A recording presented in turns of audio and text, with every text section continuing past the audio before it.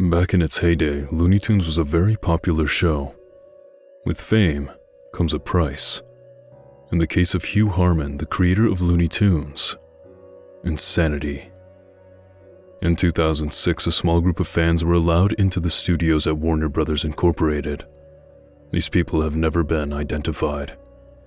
They went into the room where Harman wrote some episodes. When the group decided to take a picture, one of the members backed up to get a better shot when the back of his foot hit something. It was a small case, and written on it were undecipherable scribbles and random sketches of unknown characters from Looney Tunes. Some of them even looked like prototypes of existing characters. Inside the case was a film reel. They picked it up, reading a label that said Hugh, Fudd. They assumed it was a test reel created by Mr. Harman himself, most likely in the 60s or 70s. They were excited and quickly went over to the reel projector that had already been set up beforehand. They loaded the reel up and started the projector. This was not a vintage projector, rather a modern one that scanned the reel and then displayed it. Employees set it up for the group, knowing they would want to see some old cartoons. They proceeded to watch. The following information was collected when the video was analyzed. It started out to be nothing but static, as if the reel itself were interfering with the projector. Then came up a picture of Elmer Fudd blankly staring at the screen. The music was, well, not even music. It was one continuous note with varying pitches. Elmer's eyes were bulging and more realistic than what is usually seen in these cartoons. His hat, however, was a different story. It was poorly drawn, and the colors seemed to be scribbled on. The brown color from his hat overlapped his face a bit. The video got progressively more shaky. This went on for about 30 seconds. Elmer's face quickly overtook the screen, his eyes dark red with white pupils. The static got even worse. You could barely decipher what was happening. All that could be heard was a grown man repeatedly screaming, as if being tortured.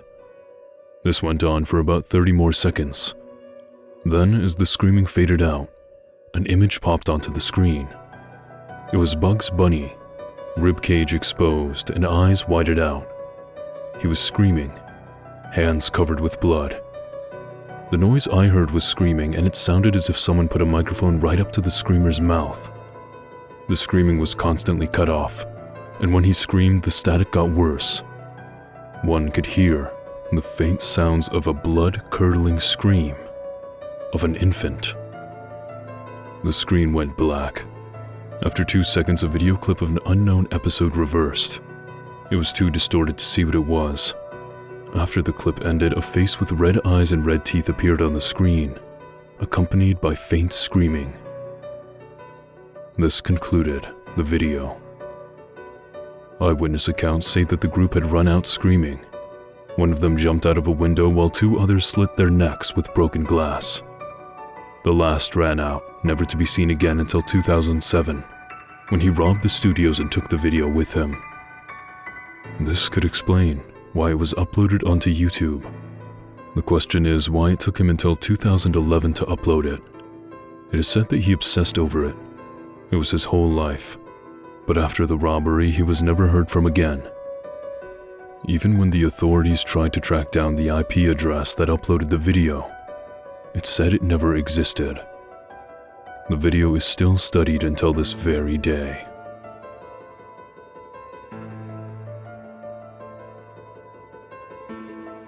Okay, thank you for listening. That was Fudd.wmv, original author unknown. I don't know, that was kind of trash. It felt a lot like a certain popular SpongeBob creepypasta that has Squidward in it. You know the one. But this just felt like a cheap knockoff that also was rushed and didn't really make a lot of sense. Spelling and grammar aside, it just didn't seem like they knew what a lot of things were. They said that there was one continuous note with varying pitches, but then that's not one continuous note. I get what they're saying, but all the different mistakes kind of distracted from the story. I corrected a few of them in my narration, but if you read it yourself, you'll notice. There were a lot of repeated words that made it not read very well. I'm gonna have to give this one a 1 out of 5. Do you disagree? I want to know what you think in the comments below, and thank you for listening, and for answering the call of the night spirit.